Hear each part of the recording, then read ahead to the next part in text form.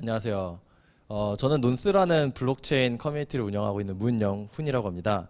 오늘은 여기 계신 8분들과 함께 저희가 VCBA 암호 경제 화폐론이라는 이름으로 세미나를 조직을 해봤어요. 어, 그래서 오늘 이거를 어렵다. 약간 한 첫 번째 세션인데 저희가 이걸 왜 시작하게 됐는지, 그 다음에 여기 어떤 분들이 모셨고 앞으로 어떤 얘기를 해볼지에 대해서 간단하게 설명하는 첫 세션을 갖도록 하겠습니다. 뭔가 종승님이랑 예전부터 이제 이런 세미나를 같이 몇 번 기획을 했었거든요. 옛날부터 같이 블록체인 코어 프로토콜에 대한 기술적인 거랑 종승님이 좀 경제학적인 거를 계속 같이 그냥 소규모로 연구를 하다가 계속 한 1년 됐나? 1년 넘게 계속 이렇게 왔다 갔다 하면서 얘기를 나눴었는데 그래서 어느 날도 그냥 저녁 식사를 같이 하고 나와서 얘기를 하자. 그래서 그때 쇼샤나 주보프 교수님의 그 감시자본주의라는 책을 소개를 시켜 주셨어요, 저한테. 그래서 너무 재밌을 것 같아서 블록체인에 이제 데이터 주권이랑 매우 관련이 높은 그런 책이었는데, 그래서 그거를 저 혼자 읽기 너무 아까운 것 같은 거예요. 그래서 종수님한테 저희 약간 그 같이 뭔가 북클럽 해야 되지 않을까요? 이렇게 제시를 말을 나오다가 그때 바로 VCBA 이름이 나왔었어요. 그러니까 종수 이미 생각하고 계셨다는 듯이 라틴어를 그때 또 공부하고 계셔가지고 비타 컨템플라티바 비타 액티바. 그래서 약간 우리가 성찰하지만 말고 행동하지만 말고 성찰하고 행동하자라는 너무 좋은 이름을 지어주셔가지고 그 자리에서 그냥 이렇게 하게 됐고, 그때 슈사나 주보프 교수님의 감실자본주의랑 그 다음에 하나로 책을 하기로 했는데 갑자기 또 연락을 주셔가지고 하나를 더 하시겠다는 거예요. 본인 욕심인 것 같아요, 제가 봤을 때는. 그래서 그때 홍기빈 그 박사님이 그 번역하신 광장과 타워, 리얼 펄거슨의 광장과 타워라는 책을 해가지고 동시에 두 개의 트랙을 같이 진행을 했었어요. 그래서 그렇게 처음에는 북클럽으로 시작을 했다가 읽다 보니까 책을 하나로 통째로 읽는 것보다는 그 우리가 하나의 어떤 좀 공통된 주제를 갖고 약간 여기저기서 여러 가지 과거 자료들 쭉 훑어보는 방식으로 하면 더 재밌겠다. 그리고 좀 더 토론 형식이 되면 좋겠다라고 생각이 들어서 이제는 저희가 두 번째 이렇게 세미나를 그 구성을 하게 됐다라고 보시면 좋을 것 같아요. 저는 그 부분이 엄청 부족하다라고 많이 느꼈었거든요. 화폐란 무엇인지에 대해서 다시 알아봐야 된다. 그래서 우리가 지금 현재 알고 있던 화폐가 약간 다 의심하지 않고 그냥 화폐니까 화폐지 이렇게 생각하는데 엄청나게 특수한 케이스일 수 있잖아요. 그래서 공부를 하다 보니까 정말 이게 아니라도 다양한 방식의 화폐를 만들 수 있는 그 디자인 스페이스가 너무 다른 거예요. 근데 우리는 딱 이 특수한 이 상황만은 우리는 이게 전부인 줄 알았는데, 그래서 과연 그렇다면 뭐 큰 틀에서 스펙트럼으로 보면 엄청 개인주의적인 그런 시스템이 있고 엄청 사회의 지향적인 시스템이 있다라고 봤을 때 비트코인이 완전 끝이잖아요. 완전 약간 아나코 캐피탈리스트라고 하죠. 일종의 무정부주의, 자본주의를 극단으로 미는 사람들을 위한 매우 개인주의 성향이 강한 사이퍼펑크들을 위한 화폐로 디자인이 됐었잖아요. 그래서 여러 가지 그 비트코인의 의사결정 구조는 이 그 엄청 크립토 아나키스트, 아나코 캐피탈리스트의 그 핵심 철학을 따라서 이제는 모든 기술적인 결정들이 많이 내려지잖아요. 예를 들면 블록 사이즈 디베이트부터 시작해가지고 여러 가지 것들이. 근데 과연 이 전체 화폐 스펙트럼에서 과연 이것만이 우리가 유일한 화폐인가? 비트코인이 강력한 어떤 그런 사상을 가진 화폐라는 건 알겠지만 다른 종류의 화폐는 있을 수 없나? 좀 더 어떻게 보면은 케인지안스러운 화폐를 디지털 상에서 뭔가 만들 수는 없을까? 그 다음에 또 홍기민 박사님의 팟캐스트에서 영향을 많이 받은 건데, 돈이라는 것 자체가 여러 가지 구성 요소로 되어 있는데 이거를 지금 우리는 다 하나로 묶어놨지만 이게 결국에는 돈의 네 가지 기능들이 결국에는 역사적인 근원들이 다 다르대요. 지금 우리가 돈이라고 생각하는 거는 매우 현대적인 개념의 돈이고 옛날에는 다 다르게 나왔는데 홍기민 박사님께서 얘기하시는 거는 이 자체가 다시 언번들링이 될 수도 있겠다. 그런 시도로서는 화폐가 또 재밌겠다. 그래서 다양한 그 측면에서 우리가 화폐를 디자인해 볼 수 있지 않을까라는 생각에서 이제는 이거를 같이 하면 재밌겠다라는 생각을 했었고, 두 번째는 이제 약간 정치적인 입장인데 저희는 이거 항상 요즘 많이 밀고 있는 건데 계속 확장이 되는 것 같아요. 블록체인 처음에는 그냥 자체로 재밌었다가 사회랑 연결을 시키면서 뭐 저희는 저희 그 30대 40대 들이 그냥 새로운 시대 정신이 필요한 시기라고 생각을 해요. 정치 같은 것도, 그러니까 특히 지금 민주주의라든지 자본주의 지금의 형태가 과연 옳으냐 하는 문제가 엄청나게 지속이 되고 있고, 정치에 대한 불신도 많이 커지고 있고, 그다음 미래의 성장 동력에 대한 것도 우리가 잘 못 찾고 있는 상황에서 뭔가 블록체인의 그 영감을 받은 어떤 분산화라고 해야 되나요? 그런 게 우리 시대의 새로운 그것과 지금 공생이라는 키워드도 같이 갈 수 있고, 약간 우리 세대 새로운 시대 정신이 될 수 있지 않을까 이런 생각을 갖고 좀 더 넓은 의미에서 이렇게 이거를 접근을 하고 있습니다. 그래서 앞으로도 약간 다양한 분야의 분들이랑 같이 만나면서 이렇게 약간 논의를 계속 진행을 하고 싶고, 정말 다양한 분야에서 약간 세상을 바꾸고 싶은데 그냥 설마 이게 되겠어? 라고 생각하는 분이 많은 것 같아요. 근데 저희가 하면 좋을 것 같은 거, 이게 돼? 라고 하는 메시지를 계속하면 숨어있는 분들이 이렇게 나와가지고 점점 그 힘을, 동력을 얻지 않을까라는 생각에서 계속 이제 방송을 하면 좋겠다 이렇게 생각을 했습니다. 네, 안녕하세요. 김종승입니다. 네, 이제 VCVA라는 이름으로 이제 저희가 이 세미나를 시작한 게 이번이 처음이 아니라 올해 이제 3월에 이 두 권의 책을 가지고 이제 시작을 했습니다.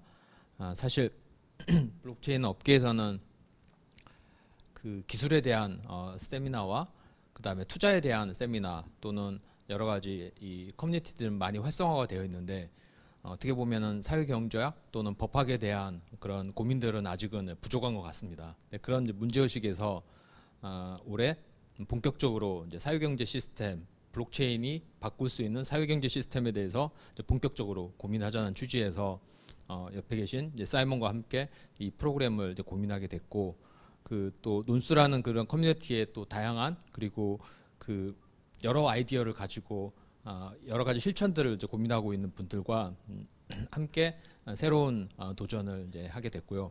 우리가 이 스터디를 하는 목적이 한편으로는 진지하게 그 밑바닥까지 그 근원적 사고를 하자는 거고, 또 다른 한편으로는 그게 단지 이 사유에만 그치는 것이 아니라 실제 실천하고 뭔가 이 생활의 변화 그리고 우리 사회의 변화를 만들어내자는 취지에서 이제 그렇게 이름을 이제 붙였고요. 그리고 또 왜 화폐론이냐, 왜 뜬금없이 화폐론이냐라는 생각을 하실 수도 있는데, 이 어떻게 보면 화폐 역사는 인류의 역사만큼 오래됐고, 그리고 이제 화폐라고 하는 거는 우리 사회 경제의 가장 밑바탕을 이루고 있죠. 그래서 이 블록체인 업계에서 이 크립토 커런시를 연구하는 거는 어떻게 보면은 우리 인류 역사에 대해서 다시 되짚어 보고, 그리고 그 기원까지 이제 파헤쳐서 실제 본질적인 어떤 이제 고민을 하자는 취지에서 이제 화폐론을 잡았고, 우리가 이 9번의 세션 동안 할 내용들은 화폐에 대한 이 사회학적인 어떤 인류학적인 고찰, 그리고 여러 가지 화폐 경제학에 대한 논의들을 이제 같이 이제 공부할 예정입니다. 그리고 이제 무엇보다도 우리가 피상적으로 이 블로그 정도 읽고 논의하자는 게 아니라 실제 각각의 이론들에 대한 고전들과 그리고 최신의 담론들을 같이 이제 공부하면서 더 뭔가 의미 있는 결과를 이제 만들어내면 좋겠습니다. 참고로 저기 끝에 계신 종승님이랑 사이먼 님께서는 이번에 커리큘럼을 다 작성을 하신 큐레이터 분들이십니다. 네. Yes. Hello. My name is Simon, and I am doing my PhD at Cornell University in the Department of Anthropology. And at this moment, I'm doing my fieldwork in Seoul. I'm researching blockchain technology culture. And what I'm particularly interested in are the relationships between the technical and the social/philosophical dimensions of this technology. I can say a little bit about my fieldwork experience. I'm now in my fourth year, and I'm doing my core fieldwork at the moment. But every summer I've been in Korea. My project developed from looking at urban issues to then looking at entrepreneurs who design centralized platforms. And then now I've moved to blockchain. And the reason I've moved to blockchain is I find that the people who are in this space to be some of the most interesting and imaginative individuals that I've encountered in all of my fieldwork. So I'm in this seminar mostly to convey some of the theories and principles of the sociological and anthropological studies of money and cryptocurrency, but I feel exceptionally fortunate to join in the conversations with people who are part of a very vibrant technological space in Seoul. Thank you. 네, 여기까지 이제는 저희 그 VCVA 세미나를 같이 하실 큐레이터 분들의 설명이셨고요. 그 다음부터는 이제는 저희가 같이 참가자로서 참여하시는 분들에 대해서 간단하지 않은 소개를 진행을 해볼 건데요. 제가 사회자로서 인트로는 망쳤지만 최대한 여기 계신 분들이 어떠한 생각을 갖고 어떠한 가치관과 철학을 갖고 그 다음에 앞으로 우리 사회가 어떻게 나아갔으면 좋겠는지 그런 방향성에 대한 생각들과 이런 것들을 우리 유튜브를 하고 있지만 여기서 저희끼리 이렇게 서로를 알아간다라는 생각을 갖고 제가 많이 질문을 좀 드릴 예정입니다. 예, 제 이름은 김원순이라고 하고요. 저는 우선 서울대 법학전문대학원, 서울대 로스쿨을 올해 졸업하고 법무법인 지평에서 금융자문팀에서 금융 관련 업무를 하고 있습니다. 그리고 현재 서울대 법과대학원에서 상법 박사를 하고 있어서 금융규제 쪽이나 자본시장법, 각종 금융법이나 상법에 대해서 공부를 하고 있거든요. 근데 사실 영훈이랑 고등학교 친구인데 고등학교 때부터 금융에 관심이 많았고 영훈이랑 그때 모의투자 동아리도 같이 해서 영훈이가 회장을 하고 제가 부회장을 하고 이런 식으로 그때부터 투자 관련 금융이나 경제, 투자 쪽에 관심이 많았어요. 그리고 법을 공부하면서도 금융법 전문가를 꿈꾸면서 로스쿨에 진학을 했고 학부에서도 전 학부는 미국에서 나왔었는데 UC 버클리라는 미국 서부에 있는 대학교에서 경제학을 공부했습니다. 그래서 로스쿨에 진학할 때도 금융법 전문가를 꿈꿨었고 지금 로펌에서 하는 일도 금융산업에 종사하시는 분들과 호흡하면서 각종 금융 규제나 아니면 이런 상품을 판매하는 데 있어서 법률가로서 어떻게 기여할 수 있는지 이런 업무를 하고 있고요. 그리고 제가 꿈꾸는 법률가도 사실 금융과 금융규제 혹은 금융법은 뗄래야 뗄 수 없는 분야라고 생각을 하거든요. 다른 업에 비해서도 훨씬 그런 특성이 있기 때문에 계속 금융은 빨리빨리 변화를 해가는 것 같아요. 그래서 그런 빨리빨리 변화해가는 금융산업에 대해서 그걸 이해하고 어떻게 법제에 담아낼 수 있을 것인가 그런 게 기여할 수 있는 법률가로 성장을 하고 싶어서 이 세미나를 통해서 많이 배울 수 있지 않을까 이런 기대를 하고 들어왔거든요. 마이크를 옆으로 넘겨주세요. 죄송해요 제가. 네, 안녕하세요. 저는 고영준이라고 합니다.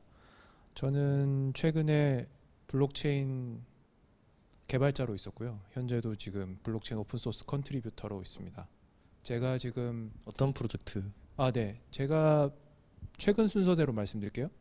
제가 지금 최근 기여하고 있는 프로젝트 총 3개예요. 하나가 이제 폴카닷이라고 그 IBC 프로토콜을 지금 구현하고 있는 그 이더리움 개발사인 페리티사에서 지금 페리티 테크놀로지스에서 지금 하고 있는 프로젝트 지금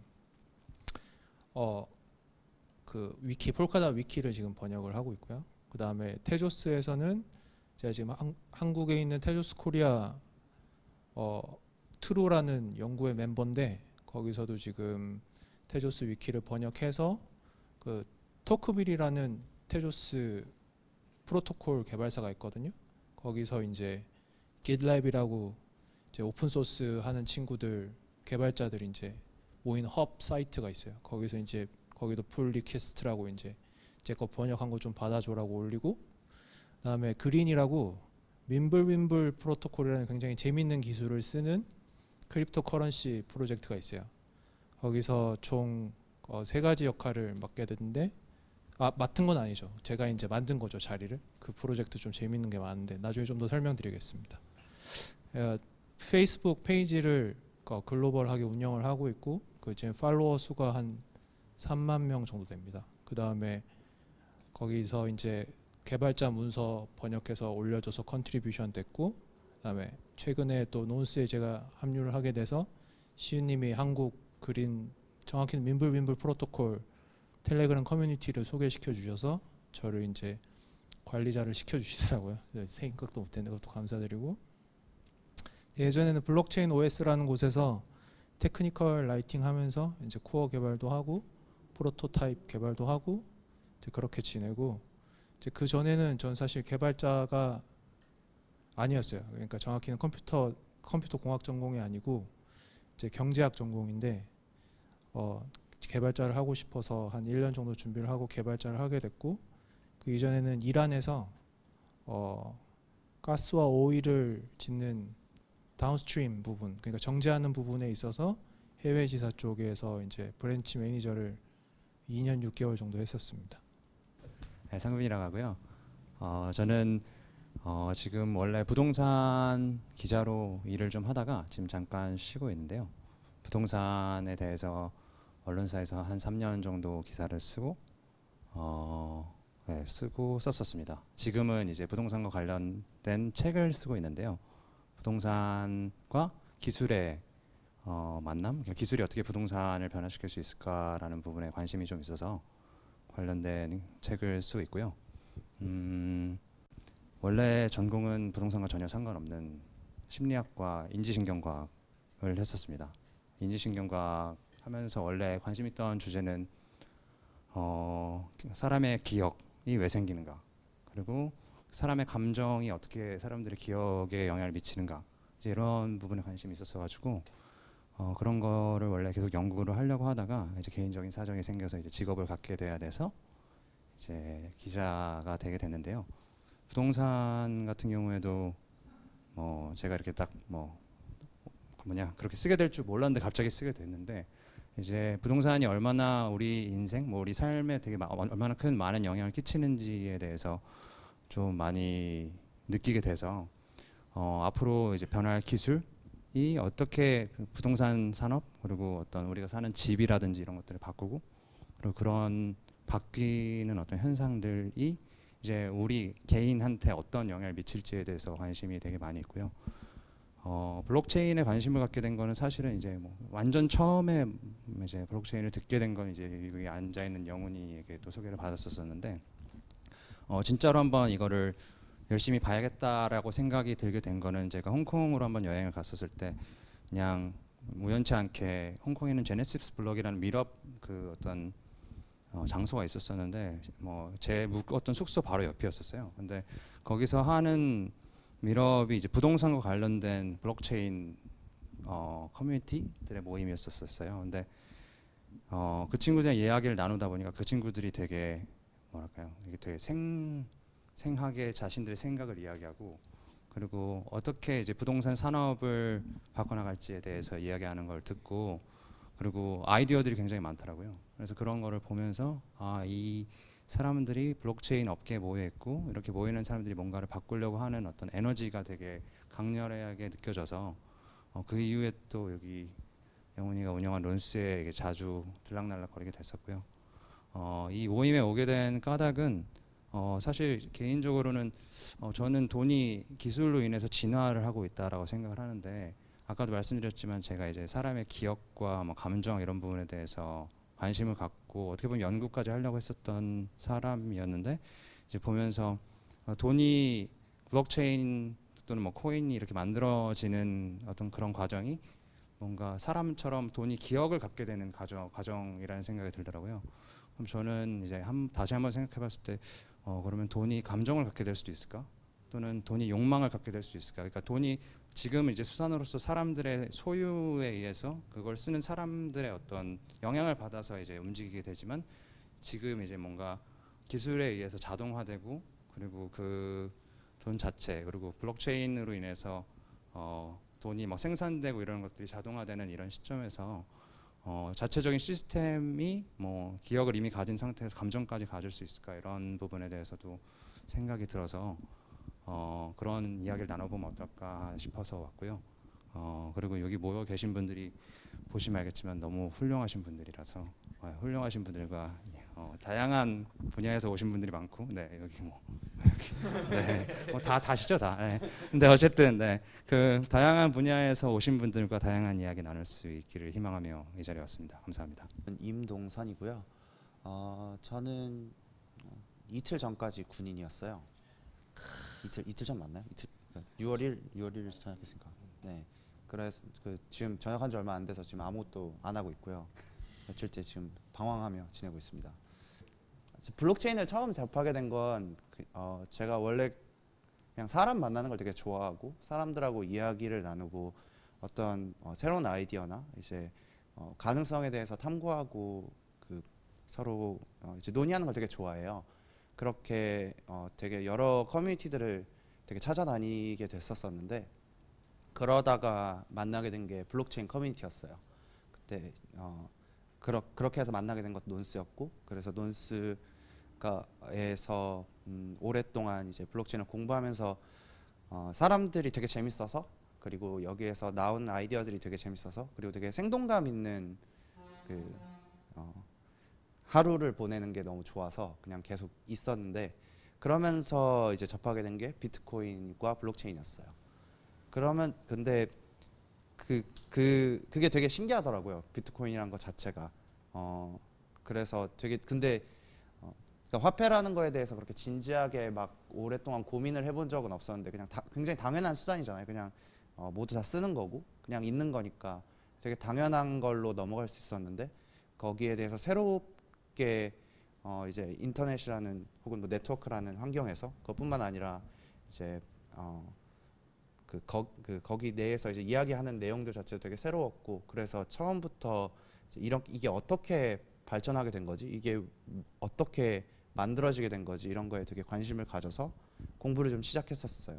그래서 뭐 되게 그냥 암호학 같은 것도 공부를 하고, 뭐 컴퓨터 공부를 하고, 뭐 법이나 뭐 그런 것도 공부를 하고 하다가 보니까 지금 와서 알게 된 건 제가 뭘 배웠는지 잘 모르겠더라고요. 그래서 한 번 정도 정리하는 것도 필요할 것 같고, 그리고 다시 한번 제게 이걸 왜 공부를 했고 내가 왜 여기에 대해서 흥분했었는지 환기시키기 위해서 이곳에 와서 아까 말씀하셨던 것처럼 대단한 분들 밑에서 좀 배우려고 왔습니다. 네, 저는 제 이름은 이대호라고 합니다. 제가 관심 있는 것들이 뭐 여러 가지가 다들 있으시겠지만 제 주요한 관심사 중에 하나는 경제적 불평등이에요. 좀 더 자세히 말하면 인간이 경제적 불평등이라는 문제를 어떻게 완화할 것인가 혹은 해결할 것인가 라는 질문을 가지고 있습니다. 많은 분들이 이것에 대해서 궁금증을 가지고 있으실 거라고 생각을 해요. 저처럼.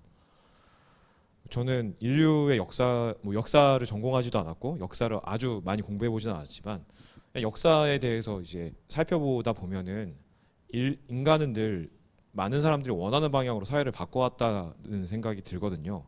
그러니까 당장은 많은 사람들이 원하지 않는 일들이 일어날 수 있지만 장기적으로는 많은 사람들이 원하는 방향으로 사회가 계속 바뀌어 온 것 같다는 느낌을 받아요. 근데 지금 2019년의 세계를 보면은 경제적으로 굉장히 불평등하잖아요. 그리고 불평등은 심화되는 추세에 있고, 그리고 아마존 같은 회사들이 막 미국 시가총액의 뭐 몇 퍼센트를 차지하고 있다 이러면서 계속 이제 그런 부를 독점해 가고 있는 추세가 있고, 한국에서도 그런 추세는 마찬가지로 존재하죠. 삼성전자가 시총의 20% 정도 가지고 있다고 하니까. 근데 이렇게 양극화가 심해지는 것을 저는 다수의 사람들이 원한다고 생각하지는 않아요. 하지만 현재 자본주의 시스템은 그런 방향으로 가게끔 가이드를 하고 있죠. 그거는 많은 사람들이 알고 있습니다. 하지만 그 사실을 안다고 해서 그걸 바꿀 수 있는 건 또 아니거든요. 이미 인류가 합의하고 있는 자본주의 룰이 있기 때문에.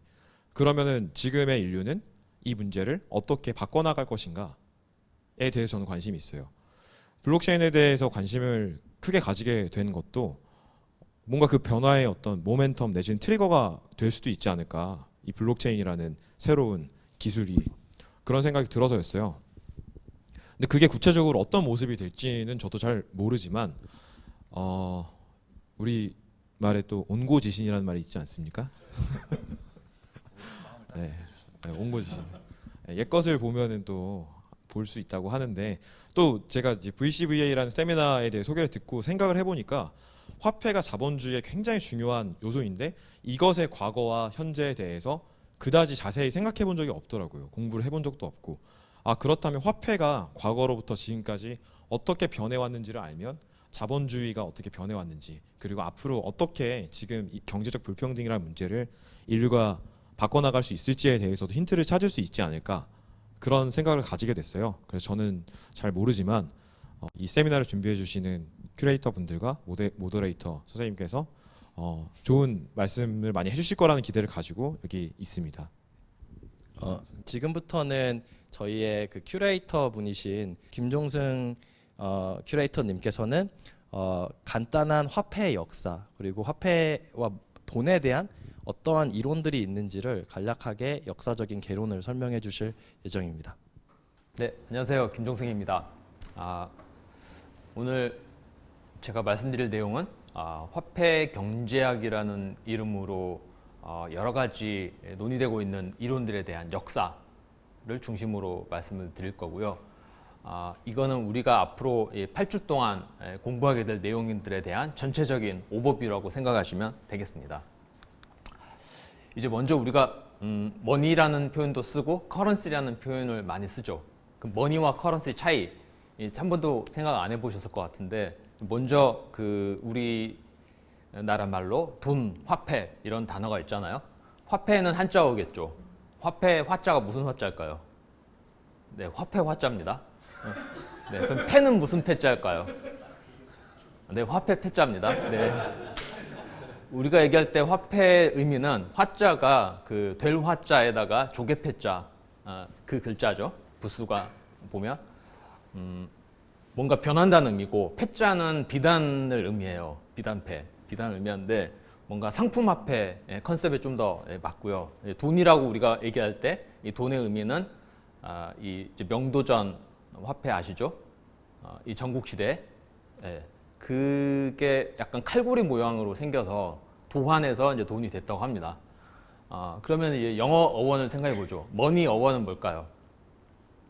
왜 이런 얘기 하려면 왜 하냐면 이게 기초 상식입니다. 네, 머니의 어원은 로마 시대로 갑니다. 이 로마는 7개 언덕으로 이제 만들어져 있죠. 고대 로마는 카피톨리노 언덕이라는 곳이 있습니다. 카피톨리노 언덕에 이 주피터와 이 주노 여신의 신전이 있죠. 그런데 이 주노 여신의 신전 이름이 주노 모네타입니다. 그때 말하는 모네타는 라틴어로 제가 라틴어를 좋아하는데 이 모니투스 뭔가 감시하고 이 뭔가 훈육한다 그런 의미를 가지고 있습니다. 그래서 이 주노 모네타 이 신전에 있는 이 곳에서 뭘 했냐면 그때 당시에 이제 화폐를 주조하는 역할을 했습니다. 그러니까 뭔가 안전한 곳에서 이 말 그대로 이 제조창이 있어야 되잖아요. 그래서 주노 모네타 신전 안에서 이 화폐를 주조했었고, 그래서 자연스럽게 이제 모네타라는 말을 민트라는 말과 이제 같이 쓰게 된 거죠. 그래서 모네타, 민트, 모니투스 다 같은 어원을 가지고 있고, 우리가 얘기하는 모니터링, 모니터 어원이 화폐와 동일합니다. 뭔가 감시하고 관찰한다 이런 의미입니다. 커런시는 라틴어로 쿠렌스, 흐른다는 의미입니다. 달린다, 뭐 어디로 이동한다, 떠난다 그런 의미를 가지고 있습니다. 그래서 이 커런시는 의미는 뭔가 이 순환의 의미를 좀 더 가지고 있고, 이제 머니라고 할 때는 지킨다, 보관한다 이런 의미가 좀 더 강하다고 생각하시면 될 것 같습니다. 우리 한국은 원화고 일본은 엔화, 뭐 유연한데 다 전부 다 둥글 원자를 쓰죠. 그거는 뭐냐면은 이제 돈의 의미, 화폐의 의미는 뭔가 이 돈다라는 의미를 이제 가지고 있고, 한편으로는 뭔가 이 재화의 속성, 재화의 의미를 가지고 있다고 생각하시면 됩니다. 우리가 이제 머니라고 얘기할 때는 훨씬 더 넓은 개념이고요. 커런시라는 개념보다 조금 더 사회학적인 용어를 포함하는 그런 개념에 가깝고, 커런시는 어떤 이 화폐 시스템을 좀 더 의미합니다. 그러니까 통용되는 이 화폐 이렇게 생각하시면 될 것 같고, 그러면은 커런시를 번역할 때는 통화가 좀 더 맞는 개념이겠죠. 머니를 번역할 때는 뭐 화폐라고 번역하면 이건 통화라고 생각하시면 되겠습니다. 그러면 우리가 이 주제로 삼고 있는 거는 이 앞으로 8개 세션에서 우리가 공부하게 될 내용들은 이 커런시보다는 이 머니에 좀 더 맞는 개념이겠죠. 왜냐하면은 기본적인 현존하는 그런 화폐 시스템들보다 더 나아가서 사회학적인 의미, 어떤 사회 정치적인 의미까지 포함한다면 이제 머니라는 의미를 우리가 좀 더 포커스하게 될 것 같습니다. 뭐 다 잘 아시겠지만 이 화폐 4가지 기능들 이건 뭐 교과서적이니까 다들 아시겠죠. 그 교환 수단, 그 다음에 가치 이제 척도, 그 다음에 이연 지불 수단 표준이 된다는 의미, 그 다음에 가치 저장 수단 논의를 많이 하는데 여기서 좀 더 주의 깊게 봐야 될 거는 이 계산화폐 측면입니다. 그러니까 뭐냐면은 우리가 지금은 다 네 가지가 동일한 조건이고 다 같게 보이는 거 아니야라고 생각을 하지만 실제로는 이 화폐 역사를 보면은 각각 다른 이 기원을 가지고 있습니다. 그래서 우리가 교환 수단과 어떤 가치 척도, 그 다음에 가치 저장을 이 화폐 기본 속성으로 얘기하는 건 뭐냐면 우리가 동일하게 화폐라는 이름을 붙이지만 다른 출처와 다른 기원을 통해서 나온 개념이라는 것들을 지금 미리 이제 생각하시고 보시면 되겠습니다. 그럼 화폐 종류가 여러 가지가 있겠죠. 우리한테 친숙한 거는 상품이죠. 이 우리가 화폐라고 할 때는 기본적으로 커머더티입니다. 그러니까 한자어가 커머더티 속성을 가지고 있는 건데 그 이후에는 이 피아트 머니나 또 그 다음에 그 레프리젠터티브 머니 같은 뭔가 실제 그 화폐 가치가 그 화폐가 담고 있는 곳에서 나오는 게 아니라 그러니까 예를 들면은 지금 우리 10원짜리 동전의 가치가 이 10원짜리 그 동해 함유량에서 나오는 게 아니라 정부가 보증해주는 무언가로부터 나오는 거잖아요. 근데 그런 의미의 속성을 가진 게 이 이제 피아트 머니가 되겠죠.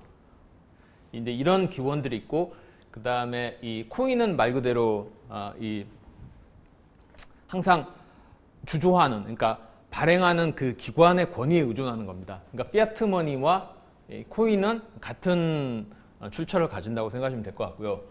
또 여기에 반해서 페이퍼, 이 우리가 이 만 원짜리, 5만 원짜리 쓰는 이 종이, 지폐 또는 어떤 은행에 서 발행하는 가계수표 이런 것들은 이 화폐와는 주조된 화폐와는 다른 기원을 가지고 있습니다. 그러니까 이게 뭐냐면 철저하게 어떤 상업적인 자본주의 시작에서 오히려 더 출발한 거고 이거는 이제 국가 차원에서 접근했다라고 하면 이거는 오히려 이제 상거래에 있어서 어떤 신용에 기반한 그런 거래에서 기원했다고 보시는 게 더 맞을 것 같습니다. 네, 여러 가지 화폐들이 있는 거고 이 전체 사용되는 규모로 보면은 우리나라는 한 15에서 22 정도 된다고 보시면 됩니다. 좀 더 구체적으로 그럼 화폐 경제학이라고 말할 때 이론들에 대해서 좀 더 간단하게 말씀드리겠습니다. 우리가 화폐 경제학이라고 얘기할 때는 화폐를 뭔가 분석하고 그 기능들, 성격들에 대한 어떤 경제학적인 프레임워크라고 생각하시면 되는데 화폐 경제학에서 다루고 있는 주제들은 좀 다양합니다. 그러니까 기본적인 어떤 재정 정책, 그러니까 거시경제 관점에서의 안정성 유지를 위한 이런 이 재정 정책들뿐만 아니라 뭐 수요 공급에 대한 거, 그러니까 화폐가 얼마나 공급이 됨에 따라서 인플레이션 영향이 얼마나 되냐 이런 뭐 전통적인 주제들도 다 화폐 경제학에서 다룹니다. 또는 어떤 이 재무 기관들에 대한 어떤 새로운 어떤 패러다임을 만들고 하는 그런 일련의 이 사회 경제 구조를 설계할 때 있어서의 게임 이론도 화폐 경제학에서 다루는 주제라고 합니다. 그리고 기본적으로 우리가 좀 주로 공부할 이런 화폐 역사들도 당연히 화폐 경제학의 하나의 주제가 되겠죠. 이런 여러 가지 것들을 우리가 앞으로 8번에 걸쳐서 조금 더 디테일하게 진행을 하도록 할 예정입니다. 그럼 당연히 머니 크리에이션이라고 하는 주제가 이제 대표적인 주제가 되겠죠. 화폐 공급이 어떻게 되냐, 중앙은행의 역할은 뭐냐, 이런 것들이 다 우리가 앞으로 고민해야 될 주제입니다. 그러면 여기서 이제 구체적으로 그 화폐 이론에 대한 몇 가지 접근들이 있습니다. 첫 번째, 상식적으로 화폐는 상품에서 출발했다. 그러니까 상품 화폐 이론이 가장 우리가 떠올리기 쉬운 화폐에 대한 이론입니다. 상품 화폐라고 얘기했을 때는 그 가치가 어디서 나느냐, 바로 그 화폐 자체에서 나온다는 이 주장입니다. 그러니까 대부분 여기에는 다 이 화폐 내재 가치가 있다고 보는 거죠. 그러니까 내재 가치가 상품에서 나오는 게 화폐라고 보는 거고, 이거는 우리 이 대부분의 금화, 은화도 마찬가지겠죠. 또는 이 실제 교환 경제에서 쓰던 뭐 비단 이런 것도 비단이 만약에 화폐, 계산화폐로 쓰인다고 하면 그 화폐 가치는 비단 자체에서 나오는 거겠죠. 이런 접근들이 이제 상품화폐 이론들이고, 근데 반대로 이 커머더티에 반대되는 거는 피아트 머니. 그러니까 피아트는 명목 화폐잖아요. 이 내재 가치가 없어요. 피아트 머니는. 근데 우리가 지금 대부분의 국가들에서 사용되고 있는 이 커런시들은 전부 다 이제 피아트 머니입니다. 그러니까 그 화폐 가치가 그 화폐를 구성하고 있는 상품에서 나오는 게 아니라 다른 어떤 정부의 권위 또는 정부의 어떤 보증에 의해서 이 가치가 나오는 것들을 우리가 피아트 머니라고 합니다. 그래서 이 두 가지 구분은 잘 하시면 이제 좋겠고요. 이게 그 커머더티 이제 머니 관점을 대표적으로 보여주는 게 바로 이 메탈리즘. 메탈리즘은 앞서서 말씀드렸던 그 커머더티, 화폐를 구성하는 커머더티의 어떤 구매력에서 그 가치가 나온다는 주장입니다. 그러니까 앞서 말씀드렸던 커머더티 머니가 결국은 이제 메탈리즘과 이제 동일한 내용이겠죠. 그리고 이제 메탈리즘에 이제 반대되는 게 그 차털리즘입니다. 차털리즘은 아까 말씀드렸던 피아트 머니를 이론적으로 도식화해 놓은 게 될 거고요. 이 두 가지 구분이 결국은 19세기 말부터 이게 20세기까지 쭉 흘러내려오게 되는 거죠. 그 다음에 또 하나는 이 차탈리즘의 연장선상에 있는데 이 신용화폐 이론입니다. 이제 신용화폐는 뭐냐면 화폐 자체를 그 크레딧, 화폐, 부채 이제 같은 출발선상에 놓고 보는 거죠. 그러니까 화폐라고 하는 거는 이 사회적인 채무관계, 사회적인 관계에서 출발한다고 보는 게 이 신용화폐 이론입니다. 그래서 이 화폐, 그 다음에 신용, 데스가 이제 다 같은 거죠. 이거는 인류학에서 많이 이제 논의하는 게 이 신용화폐 이론이고, 우리가 전체 고민해야 될 큰 중심축 중에 하나가 이제 신용화폐 이론인 거고, 신용화폐 이론도 결국은 이제 뭐냐? 여기서도 마찬가지로 차탈리즘 계열에 더 맞겠죠. 왜냐하면은 여기서 말하는 화폐가 부채이고 그게 사회적 신용이기 때문에 이거는 커머더티와는 이제 다른 뷰로 화폐를 보고 있습니다. 그래서 우리가 여기서 이제 중요한 주제는 결국은 그러면 얼마만큼의 화폐를 공급할 수 있느냐가 이제 중요한 포인트가 되겠죠. 이제 중앙은행의 역할도 어떻게 보면 신용화폐 이론에서 확대된다고 보시면 되겠습니다. 그래서 이걸 이제 보여주는 게 이 차탈리즘, 앞서 말씀드렸던 이제 메탈리즘과 이제 차탈리즘이 큰 중심축에 있는 거고, 그 차탈리즘에는 뭐가 있을까요? 그 신용화폐 이론의 그 기원을 따져 올라가면 아까 두 가지 말씀드렸죠. 하나는 국가고 하나는 은행들이잖아요. 국가가 뭔가 보장해 준다라는 의미고, 이게 이 국정화폐설이 결국은 이제 차탈리즘의 하나의 그 모델이 된다고 생각하시면 되겠습니다. 이제 이렇게 되는 거죠.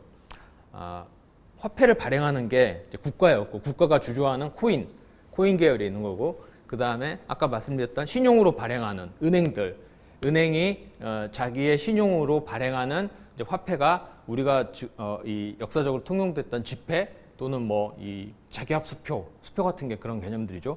이제 이런 것들이 결국은 이제 결합이 됩니다. 결합이 되고 이게 차탈리즘이라고 하는 게 양쪽에, 그러니까 국정화폐설과 신용화폐설이 이제 만나는 지점에서 이 차탈리즘이 더 확대가 되는 거고, 이게 20세기 후반에 경제학의 큰 흐름을 만든다. 이렇게 생각하시면 되겠습니다. 이 국정화폐설의 가장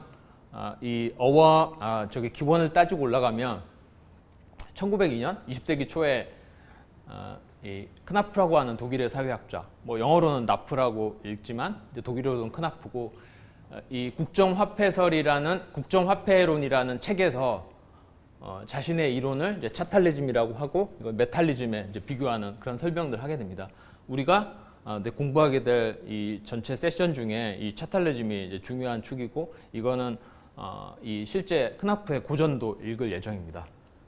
근데 이게 21세기로 오면 우리가 이제 모던 머니 티어리라고 해서 요즘에 좀 인기를 끌고 있는, 주목을 끌고 있는 화폐 이론이 있는데, 이 MMT라고 하는 게 역사적 관점에서 보면 이 차탈리즘의 어떤 새로운 변형으로 생각하시면 좋겠습니다.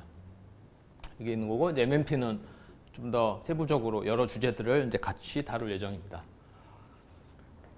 그 MMT는 근데 여러 가지 이론들이 약간 섞였어요. 그러니까 크나프의 국정화폐설, 그 다음에 이 신용화폐 이론, 결국은 같은 같은 맥락으로 해석할 수 있죠. 한쪽에 이 메탈리즘 쪽이 있다고 하면 그리고 이런 개념들이 이제 MMT에서는 훨씬 더 이제 풍부하게 진화가 되고 여기에 그 이제 케인즈 전통들이 이제 결합되면서 이 재정 정책에 대한 새로운 교대를 이제 제시하고 있습니다. 이게 이 페이지가 유일한 한글 장표인데 이거는 뭐 그림이 도식적이어서 한번 보시면 될 것 같고요. 이 공공재 창출이라는 부분이 있죠. 이건 되게 친숙한 그런 이제 표현들이 나올 텐데 우리가 20세기 이제 초에 그 케인즈 경제학의 그런 흐름들을 그대로 가지고 있고 재정 정책을 통해서 이 공공 수요를 창출하고 이게 전체 이 경제 활성화를 다시 사이클을 돌리자는 그런 주장들인데 이게 이제 기존의 어떤 화폐 수량 이론과는 대비되는 그런 경제학 이론으로 생각하시면 좋겠습니다. 이건 약간 개보인데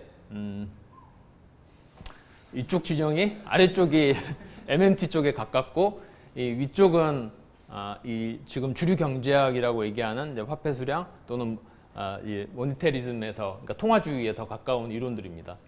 통화주의는 대표적으로는 20세기 후반에 밀턴 프리드만이 이론적으로 모델링을 했죠. 이 케인즈하고의 여러 가지 디베이트를 통해서 이 모니타리즘은 훨씬 더 진화되어 온 거고 20세기 후반에는 이 신케인즈주의가 이른바 이 시카고 학파와 케인즈주의가 이제 결합한 형태로 나타나는 거고 여기에 이제 반대되는 이 진영이 이 MMT 진영입니다. MMT 진영은 대표적으로 랜달 레이라고 하는 경제학자가 있고 그 다음에 켈턴, 모슬러라는 경제학자들이 주로 활동하고 있습니다. 이 내용도 자세히 우리가 6번째 세션에서 자세하게 다룰 예정입니다. 그리고 블록체인 쪽에 계신 분들은 되게 친숙하죠. 이 퀀트 티어리 오브 머니, 이거 화폐 수량 이론 되게 친숙하고 이걸 어떨 때 많이 썼냐? 크리스 버니스케라는 일종의 투자 전문가죠. 이 암호화폐에 대해서 밸류에이션을 할 때 많이 사용을 했습니다. 기본적으로 화폐 수량 이론은 언제 처음에 시작됐냐면 이거 역사가 좀 깁니다. 여기에는 1802년에 헨리 손턴이라고 하는 영국의 경제학자가 이 신용화폐에 대한 책에서 썼다고 되어 있는데 더 기원을 거슬러 올라가면 어디까지 가냐면 코페르니쿠스까지 갑니다. 그러니까 화폐 수량 이론에 대해서 처음으로 아이디어를 제안한 사람은 이제 코페르니쿠스죠. 네, 우리가 아는 물리학자, 천체 물리학자 이런 사람들이 다방면에 많이 활동을 했습니다. 이 뉴턴 아시죠? 뉴턴이 뭐도 했냐면은 지금으로 치면 조폐청장 역할도 했었죠. 네. 그리고 이 헨리 손턴이 얘기하는 화폐 수량 이론이 20세기 초에 어빙 피셔가 실제로 그 공식을 만들어냅니다. 그래서 어빙 피셔가 만든 이 QTM이 이 거의 이제 교과서처럼 정형화가 됐는데 이게 바로 누구한테 공격당하냐? 우리가 잘 아는 케인즈한테 공격을 당하고 이거 뭐 잘 아시는 수식이죠. MV는 PT 이거 블록체인 다 하는 분들은 다 이거 가지고 시뮬레이션 하는데 어떻게 보면 좀 말이 안 되죠. 철저하게 다 이 케인즈에 의해서 다 격파가 되고 이걸 다시 부활한 사람이 프리드만이죠. 프리드만이 어빙 피셔가 했던 모델들 가지고 다시 수정해서 20세기 1952년도에 그런 이제 논문들에서 쭉 정리하는데 이른바 이제 통화주의가 다시 재정립이 됩니다. 그리고 이 통화주의가 이른바 이제 언제죠? 1970년대 이후에 본격적으로 급부상하게 되고 80년대 우리가 소위 얘기하는 신자유주의 이 정치 철학에 얼라인이 돼서 이제 급속도로 주류 경제학으로 진입하게 됩니다. 사실상 지금도 대부분은 이 통화주의 관점에서 경제학자들이 이 모델을 만들고 그 다음에 경제 정책을 하게 되는데 우리가 아는 대표적인 알렌 그리스펀 같은 사람들이 대표적인 통화주의자들이죠. 이런 이론들이 쭉 흘러내려오고요. 그 다음에 이거는 제가 포함을 할까 말까 하다가 우리 가 주로 사용하는 이 교재에 가까운 책에서 많이 언급이 되기 때문에 포함을 했습니다. 이 조전학파입니다. 레귤레이션 스쿨인데 이거는 영미 전통에 있는 게 아니라 유럽 전통. 그러니까 프랑스 경제학 학파라고 생각하시면 됩니다. 이때 말하는 레귤레이션은 조절학파로 번역을 하는데 이건 뭐냐면 어떤 제도 설계 역할들을 훨씬 더 중요하게 생각을 합니다. 그래서 이 전통은 어디서 오냐면은 막스 전통에서 내려옵니다. 막스주의와 이제 케인즈주의가 결합된 형태의 이 유럽 경제학자들이 만든 모델이고, 이 레귤레이션 스쿨이 어떻게 보면은 이 레귤레이션 학파가 한 번도 책 읽어보신 적 없죠. 그 다음에 공부해보신 적 없지만 의외로 사회학적 관점에서는 중요하게 보는 견해이기 때문에 제가 포함을 했고, 예를 들자면은 여기에 대표적인 경제학자들은 그 부하에나 또는 우리가 그 책을 읽게 될 예정인데 아글리에따 같은 프랑스 경제학자들의 저서를 잠깐 다룰 예정입니다. 그래서 뭐 AR, MR 이런 개념들도 한번 나중에 보시면 좋겠습니다. 그래서 지금까지 말씀드린 거를 제가 그냥 한 장으로 만들어 봤습니다. 메탈리즘과 차탈리즘 이렇게 도식화해서 구분했고, 이쪽은 피아트머니고 이쪽은 커머더티 머니죠.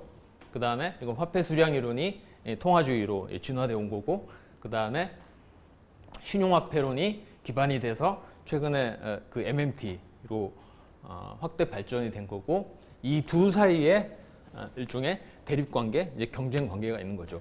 아무래도 이쪽이 좀 더 이제 주류에 가깝고 이쪽에서는 이제 새로운 어떤 모델이라고 생각하시면 될 것 같고, 이제 약간 이제 크립토 쪽 한번 생각해 보면 좋겠습니다. 비트코인은 어딜까요? 어떤 관점에서 만들어졌을까요?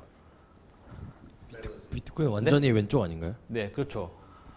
비트코인은 말 그대로 그 화폐 수량 이론 이걸 염두에 놓고 기획이 됐고, 비트코인을 철저하게 이 커머더티를 지향을 합니다. 그러니까 우리가 금이라고 많이 얘기하잖아요.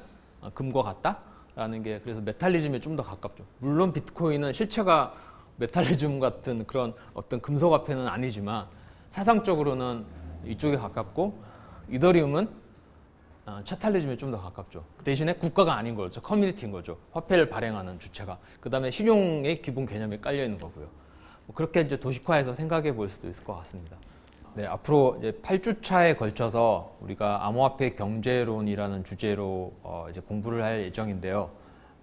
이 전체적인 내용들을 이제 개괄할 수 있는 한 책 2권 정도 말씀을 드리겠습니다. 그래서 그 책을 읽고 이 세미나 이 유튜브를 보시면 훨씬 더 잘 이해하실 수 있을 것 같은데, 먼저 첫 번째 책은 이 제프리 잉햄이 쓴 돈의 본성이라는 책입니다. 저희 그 세미나에서 주 교재로 이제 쓰고 있는 책이고요.